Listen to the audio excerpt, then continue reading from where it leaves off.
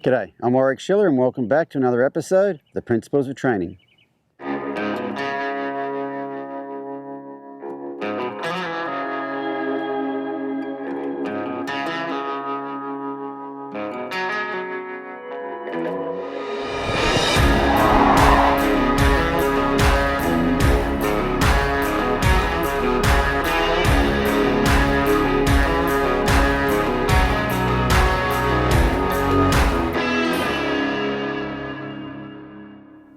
I'm Warwick Schiller and welcome back to The Principles of Training. In human terms, they say if you are depressed, you are living in the past, and if you're anxious, you're living in the future, and if you're peaceful, you're living in the right now. In the wild, for the most part, horses are living in the right now. They're really quite present, and when they're not present, they will be going into that sympathetic nervous system I've talked about before, and they may notice something that's a danger, and then they will either determine it's not a danger and they'll come back to the present, or they will run away till it's no longer a danger and then they come back to the present. Whereas I think around humans, horses tend to get variations of depression or anxiety. And anxiety I'm going to call thinking about future events. Like when a horse is anxious about things, let's say a horse is really worried at a horse show or whatever, and he's looking up there and he's not saying that thing there is a danger to me right now. I'm not in a dangerous situation, but I'm thinking that might become a danger, and they start projecting sort of things like that. And shut down horses that are, they've just basically shut everything out, they are not present either. They're kind of inside their head, kind of like human depression is. So those are the two different things you can relate that to. And in humans, I know that one of the things they do for depression and for anxiety is teach people how to meditate and teach them a mindfulness practice. If you go to a therapist for either of those two things, one of the big things they're going to want you to do is work on being present. And when you are present, you are not thinking about all those other things. And I think it's the same with horses, is having those horses be in the right here, right now is something that really helps us relieve anxiety, and relieving anxiety gets rid of most of the problems that we would actually like to fix with horses anyway. And there's a practice I've been doing for a while now where I work on redirecting those horses' attention back to me. If you think about, if you've ever meditated, and if you haven't, I'll give you a quick meditation right now. So let's say you listen to a guided meditation, and I listen to several different apps. One of the ones I have is the Headspace app, and that guy's British. And what they'll do in a meditation is have you focus on your breathing. They give you an anchor. So you would close your eyes and just focus on your breathing. Not try to change your breathing. Just be aware of the fact that be aware of the air going in your nostrils. Maybe be aware of your chest filling up. Maybe aware of the air going out your nostrils. And that's your anchor. That's what you just want to try to keep thinking about. And what will happen in your meditation is you'll be thinking about your breathing, and the meditation guy, your guided meditation guy, will stop talking for a minute and you'll be thinking about your breathing, and then you'll get distracted, which is perfectly normal. And on my Headspace app, this guy will go, so if you've noticed that you've got a bit distracted, that's okay. That's what minds do. Just gently redirect your attention back to your focus. And so that's called an anchor. So what I like to do with these horses is create an anchor for them. And the anchor I create for them is the pressure coming out of the lead rope. What I'd like to be able to do is every time a horse gets distracted, if I was to pick up on that lead rope, it's they're mentally connecting back to here. They forget about what's going on over there. And what I'll do with that is usually as a horse hits the end of the lead rope, I'll use a flag to, now I'm not driving them their hind end away. What I'll do is I'll take that flag and just wave it towards their hind end. And a lot of times when you wave something like a flag, a piece of plastic, whatever, towards a horse's hind end, they will turn and look back towards it, okay? And so what I'd like to do, this is where the application of your aids comes in. You can't let them pull on the lead rope for half an hour and then decide, oh, I want to fix that. You really want to have good timing to where as soon as they hit the end of the lead rope, you use your flag to redirect their attention back to you. So a couple of years ago in New Zealand, I had a dressage horse they brought into the arena for me, And so she goes to dressage shows and she loses her mind. And this was a horse expo, which was really no different than a dressage show. And even outside the arena, this poor mare was just losing her mind. And one of the things she was doing was really pushing into the handler. So he was pushing on her and she was looking away and he was stopping her from running over her. And what that does with horses is that's a very juvenile behavior. You know, in the wild, or in a herd situation, an unweaned foal leans up against his mother like that. He pushes into her with his shoulder and he's looking somewhere else. And if you allow horses to do that, you're stopping them from running over you, but you're not redirecting their mind back to you. Their mind is out there. And what happens in a herd situation is a foal does that with his mother. Other horses, when those foals are unweaned, allow them to come into their space, kind of bump into them, things like that. But once that foal's weaned, then they expect him to have some awareness about where they are. And so the mother doesn't allow him to push up against them. Other horses no longer allow them to duck under their neck or bump into them. And I'll give them a little kick and say, hey, pay attention. So it's all about, once those foals get weaned, they have to learn how to pay attention. And so this horse at the expo in New Zealand, she was like that outside. And then when they brought her into the arena, she was exactly the same way. She was pushing all over the guy, and she was really worried about some horses off in the distance. She didn't feel safe with us, and she felt the need to look off where the camera is. It'll be off to the right of the screen, but she was really pulling off to the right of the screen all the time. When I start working with a horse like that, I want to give them the length of the lead rope. So as long as they don't take the slack out of the lead rope, I'm not going to do anything to them. But if they hit the end of the lead rope, I'm going to redirect their attention back to me. And initially with her, that was working okay, but then she wanted to run over the top of me. She was running around me, so I stood up against the fence so she couldn't run circles around me.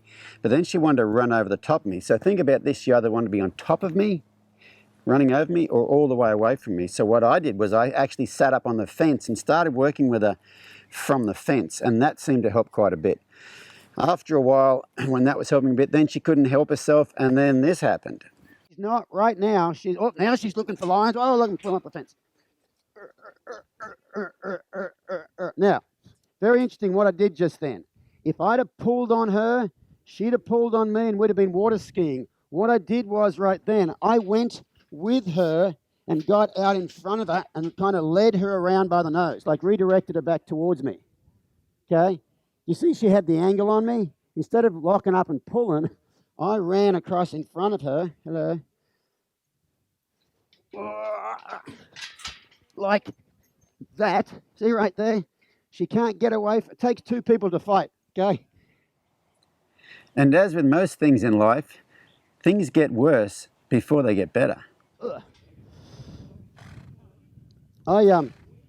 I'm fighting, if I'm having a hard time sleeping, I will start to focus on my breathing, but count breaths, and I'll go 1, then I'll do 2, and I'll get to 3, and then I'll be thinking about what I got to do tomorrow, and I go, start back at 1. If you can get to about 30, you'll be asleep. But it's very hard to get to 30 because I'll be at 1, and then I'll be at 2, and then I'll be at, and then my mind's doing this.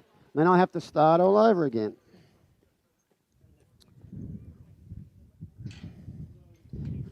Now, I picked up on this. Hello, hello. There we go. Oh, have fun with that, won't you?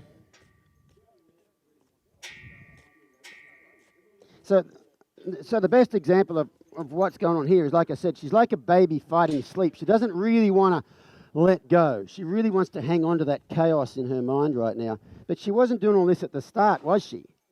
Because all she was... there we go. She's had a lick right there. At the start, she was all chaos. And after she had that little meltdown, then finally she let go and she actually stood there, cocked her left hind foot and would still look around a little bit, but she'd look away and then come back and look away and come back. Speaking of coming back, when we come back from this break, I'll show you a different horse at a horse expo that's not quite as wound up and show you where we can take that. Welcome back to the Principles of Training. Recently at a horse expo, I got to work with an off-the-track thoroughbred. And he has quite a bit of anxiety at the horse expo. He's actually from a horse rescue, and the lovely lady from the horse rescue brought him along. But he really was antsy about other horses outside the arena, which is off to the right of the camera, and he really couldn't stand still. And something else he did a lot was he pulled on the lead rope. Like he would try to pull the lead rope out of her hand, she'd pick up on the lead rope, and his thoughts didn't go with her, only his feet. And so he would really pull on that lead rope and thrash around quite a bit when she took the slack out of it.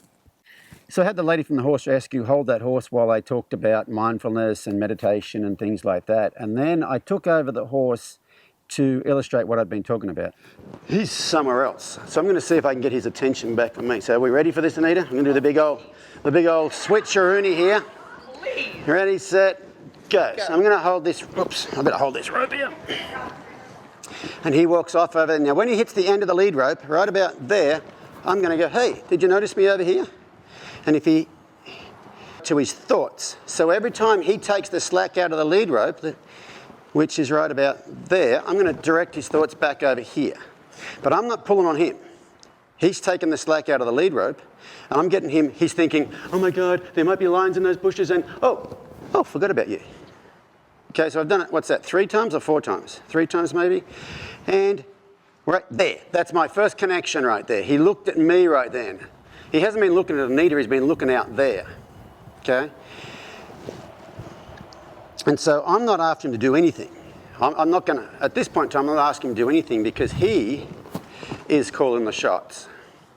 Okay? He's not in a point, at this point in time, where I can ask him to do stuff. Okay? Now watch what he does right here. See, he's kind of going half sideways around me. Instead of him pointing away from me, he's pointing towards me. Right there, he licked his lips and he came in and looked right here. But I'm not telling him what to do. He's telling me what to do. He's telling me, hey, I'm taking the slack out of the lead rope. You probably should have directed my attention back towards you. But when he's not doing anything, I'm not doing anything. I'm just being here with him. I'm being present and breathing. And there he just shook his head and has a little bit of a relax right there. But what horses don't do is ask other horses to do things without having an intention behind it. And so you notice, as soon as that slack comes out of the lead rope, wave this flag. I'm not trying to tap him with the flag. I'm trying to use the flag back there to redirect his attention back to me so he comes back here. But you notice when Anita was standing there and he was pulling that lead rope out of a hand like that, that was just wearing out the fact that that lead rope's for community. Yeah, see right there, he didn't pull it. He hit the end of it and came back to me. Okay? It's kind of wearing out the fact this lead rope's for communication. If you're on the ground, this lead rope's going to be communication. If you're on his back, this is going to be your reins. And so, and you see what he just did? He went to leave and then his ear flicked towards me and goes, hang on. And so I'm teaching him to meditate. Right then, his thoughts were leaving. And then right then, me just being here, he thought, oh, let me focus back on my breathing again, basically. So I'm not, at this point in time, I'm not calling the shots. He's calling the shots. If he will stand there like that and not move around, that's my first thing I want him to do is not move around, which means he doesn't follow his thoughts. What he was doing before was he was following his, there we go, very good. He was following his thoughts. His thoughts were over there and his feet were going over there. Right now, his thoughts are over there, but his feet are still here. And see what that left ear just flicked back towards me, right there? So his full attention's not over there. There's quite a bit of it over there. But if it was all over there, his feet would have gone that way by now. So I'm just going to wait here a bit with him. And so all I did was I just, I said, if you notice your mind has wandered, that's okay. Just bring your mind back to the present. That's all I did with him. I was the British guided meditation guy. Okay? But then what you do is you leave him alone. Like the meditation guy, he'll stop talking for a while. And you're supposed to focus on your breathing. And then after a while, what am I having for lunch? It's itchy. Oh, my butt hurts. And all those things. And then, oh, I'm just thinking about my butt. Hang on, I'm supposed to come back to the thing. If he walks off, that's the point where I will redirect him back to here. But right now, because what I don't want to do is be pick. This is the time he gets left alone. When he is, and eventually that left alone would get more and more to do with me. But right now, as long as he's standing still and not moving his feet, I want to leave him alone. I talked about the licking and chewing before. So when a horse comes back to the parasympathetic nervous system, they get a dopamine release. Okay? Do you ladies like chocolate? You know why you like chocolate more than other things that taste sweet like that? Because chocolate gives you dopamine. And dopamine is your body's reward, one of your reward things. So there's got to think about this. Chocolate has got to be a health food. Because when you eat it, your body says, that makes me feel good. That dopamine is there for a reason. When the horse runs away from the saber-toothed tiger and escapes, And then he licks and chews, he gets a big old dopamine hit. And Mother Nature says, that's great. Saber-toothed tiger comes along. If you can run fast enough and be aware of that saber-toothed tiger, I'm going to give you some good stuff. Okay? This is my line of thinking at least. So you get that when you eat chocolate. So obviously chocolate's good for you. Let me ask you this. Did anybody get a dopamine release when you eat kale?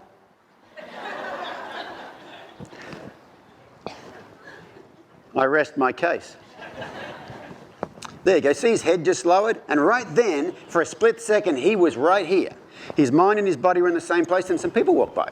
And he went over there, but his feet still didn't follow them. So what I'm not doing right here is like, remember I said there's people who aren't aware of what their horse is doing, and then people who are very aware of what their horse is doing, but reading in, stuffing into it. Right now, I could read it. He's being disrespectful. His hind end, now see, he's right here. I could think, he's being disrespectful. He's not looking at me. Blah, blah, blah, blah. That's a story I am telling myself. He is standing still right here. That's all he's doing, and that's all I want him to do right now. If he wanders off here in a second, if he gets distracted, there's another horse in there. If he walks off, I will then do something about it. But I'm timing my release so I'm teaching him how to follow this. I'm teaching him how to steer on the ground, lead on the ground. There we go. He shook his head, licked and chewed. And notice his head's in a different shape. And right there, for a split second, he was very present. He was right here. His feet and his mind were in exactly the same place. They just went away and then they came back again. Now he's back here again. Anita, is he an off-the-track thoroughbred? Yeah. Oh. He just started doing that thing with his tongue that a lot of off-the-track thoroughbreds do. That's not a breed thing. What is it? It is anxiety caused by being fed a lot of food. You come out, you go to work, you go back and you stand in your stall for 23 hours and 46 minutes a day. You do that same thing to a human, they will do. That's called a stereo. And see, he's facing me now? There you go. And he's see all these big letdowns, he's licking and chewing. And those are the sort of things. Did he do that when Jim worked on him? All the head shaking and licking and chewing? No, I mean, what he's doing right there, that whole licking and chewing and shaking his head, when Jim worked on him and got those releases, did he? Yeah. So that's exactly what Jim was getting. And see right here, whatever it was that was over there that was so exciting before, is not as exciting anymore. Okay? Horses are attracted to good leaders. Good leaders are not bossy. Okay? Good leaders are passive leaders, ones that will allow some autonomy. They definitely have boundaries, but it's not, you've got the tiniest place you can be.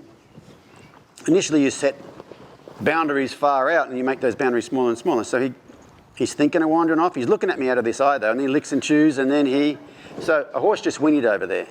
So right now I'm going to actually pick up on this right here and just wave that there a little bit until he comes back over here. So that's the first time I've asked for something. That's the first thing that I actually said, I'm going to make a decision right here. Up until this point in time, he's made all the decisions.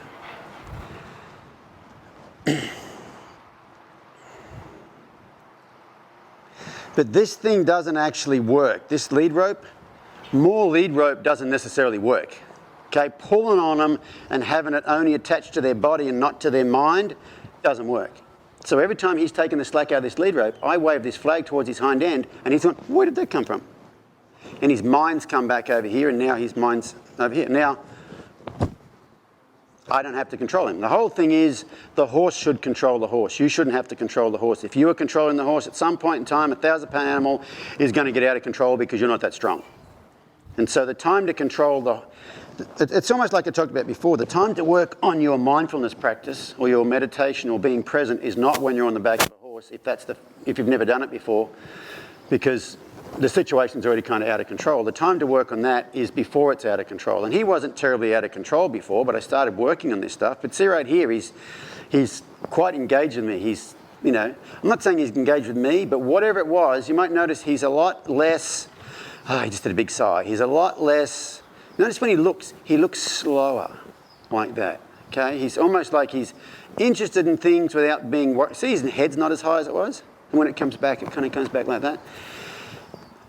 So I basically exhibited to him some of the qualities he would like in someone he could trust so that he could actually have a rest from being on high alert all the time.